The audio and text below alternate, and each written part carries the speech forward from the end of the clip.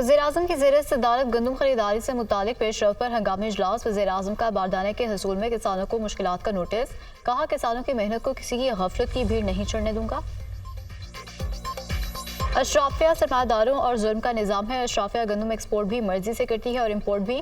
अमीर जमात इस्लामी हाफिज नईमुर रहमान का खिताब।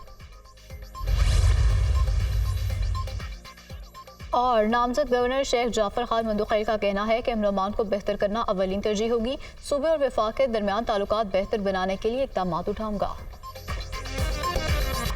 गंदम दरामद स्कैंडल का जिम्मेदार कौन? सेक्रेटरी काबीना कामरान अली अफजल की सरबराही में इंक्वायरी कमेटी का इजलास। पहली तहकीकाती कमेटी की रिपोर्ट और गंदम की दरामद से पैदा सूरत हाल का जायजा। निगरान दौर के secretary food captain retired Mahmood inquiry committee के सामने पेश, बयान रिकॉर्ड कराया। वजीर आजम से सरबराह गंदम दरामद इंक्वायरी कमेटी कामरान अली अफजल की मुलाकात। निगरान हुकूमत में गंदम दरामद की शफाफ तहकीकात का हुक्म। दस्तयाब रिकॉर्ड और दस्तावेजात सामने रखकर सिफारिशात मुरतब करने की हिदायत। गंदम दरामद स्कैंडल के जिम्मेदारों का वाज़ेह तयन करें, कोई लगी लिपटी मत रखें। वज़ीर आज़म ने पीर तक हतमी रिपोर्ट तलब कर ली।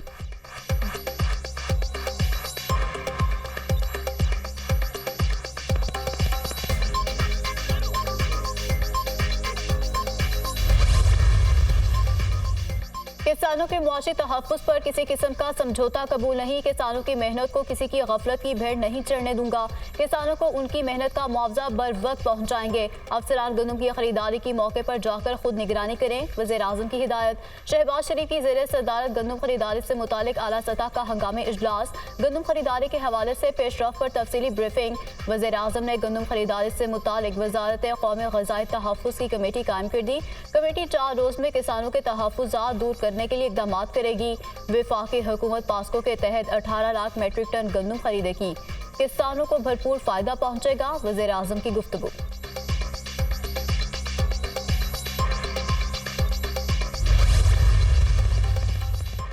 नॉन फाइलर्स की 5 लाख सिम्स ब्लॉक करने के हुकूमती मंसूबे में रुकावट। पीटीए ने टैक्स रिटर्न फाइल न करने पर मोबाइल सिम ब्लॉक करने की मुखालफत कर दी। पीटीए ने एफबीआर को दूसरे ऑप्शन पर गौर करने से मुतालिक लिख दिया। कानूनी मुश्किलात से बचने के लिए सिम्स ब्लॉक न की जाएं। पाकिस्तान में ख़वातीन और बच्चों के नाम पर जारी सिम्स मर्द इस्तेमाल करते हैं। सिम ब्लॉक करने से डिजिटल ट्रांसफॉर्मेशन और बैरूनी सरमायाकारी पर मनफी असरात पड़ेंगे। पीटीए।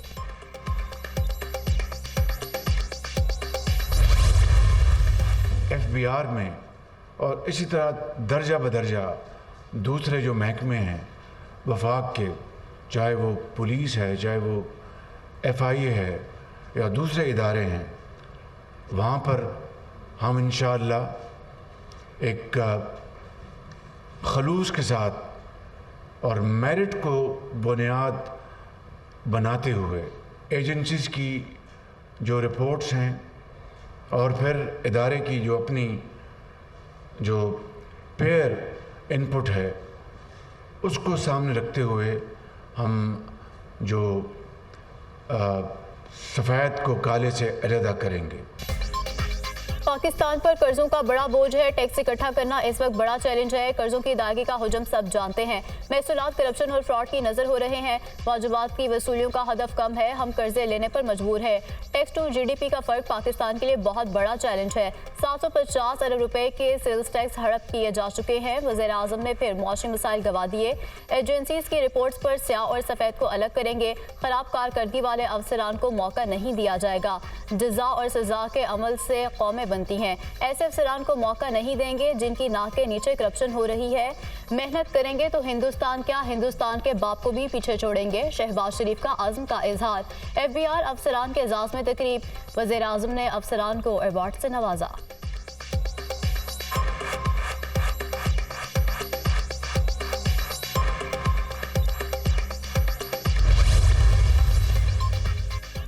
सदर मुमलिकत ने वज़ीर आज़म की एडवाइस पर पंजाब, खैबर पख्तूनख्वा और बलूचिस्तान के गवर्नर्स की तकर्रुरी की मंजूरी दे दी। आसिफ अली जरदारी ने सरदार सलीम हैदर खान की बतौर गवर्नर पंजाब तैनाती की मंजूरी दी। फैसल करीम कुंडी की बतौर गवर्नर खैबर पख्तूनख्वा, जाफर खान मंदोखेल की बतौर गवर्नर बलूचिस्तान तैनाती की भी मंजूरी। आसिफ जरदारी ने गवर्नर्स की तैनाती की मंजूरी आइन के आर्टिकल 101(1) के तहत दी। फैसल करीम कुंडी ने ओहदे का हलफ उठा लिया। Chief justice Peshawar high court ने हलफ लिया।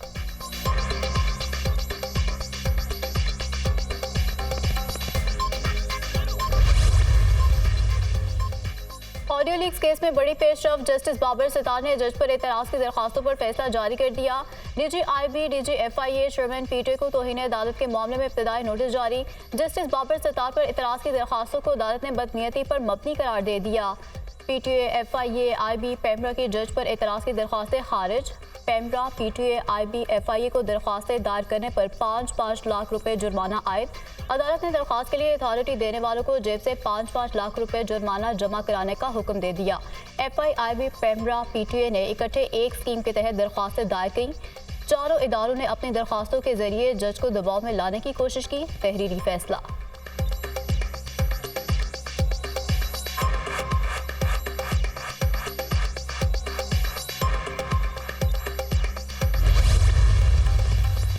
दो लाख मरीज़ों को उनके घर के दरवाज़े पर, उनकी दहलीज पर इसकी जो डिलीवरी है फ्री मेडिसिन्स की, 2 महीने का जो स्टॉक है मिलेगा इंशाल्लाह।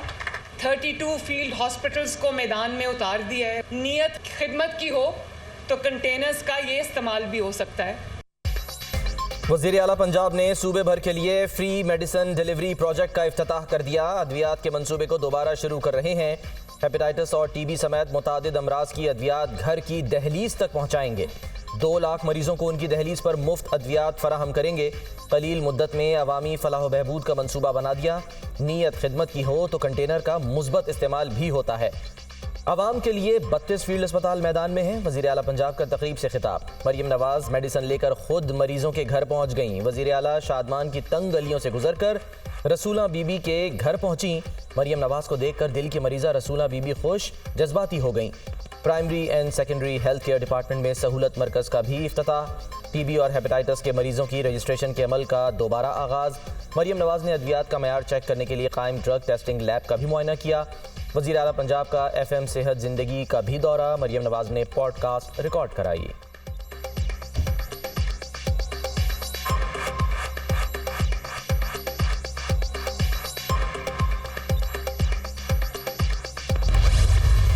नौ मई को हमला करने वाले अब कहते हैं कि फौज से मुज़ाकरात करेंगे। गुलामी नामंजूर के नारे लगाने वालों ने मुज़ाकरात के लिए 3 रुकनी कमेटी बना दी। उन्हें अब पता चला है कि सियासी मामलात बातचीत से हल होते हैं। 9 मई को रेड लाइन क्रॉस की गई। पीटीआई ने अदम एतमाद का गुस्सा फौजी तंसीबात पर हमले करके निकाला। पीटीआई ने हमेशा मनफी सियासत की। बानी पीटीआई ने कहा कि 3 जमातों से बातचीत नहीं हो सकती। गुफ्तगू के लिए हमारे दरवाजे तो 18 माह से खुले हैं। सिलेक्टेड मुज़ाकरात कभी कामयाब नहीं होंगे। मुल्क के मसाइल हल करने के लिए नेशनल डायलॉग की ज़रूरत है। वज़ीर दिफा ख्वाजा आसिफ की न्यूज़ कॉन्फ्रेंस।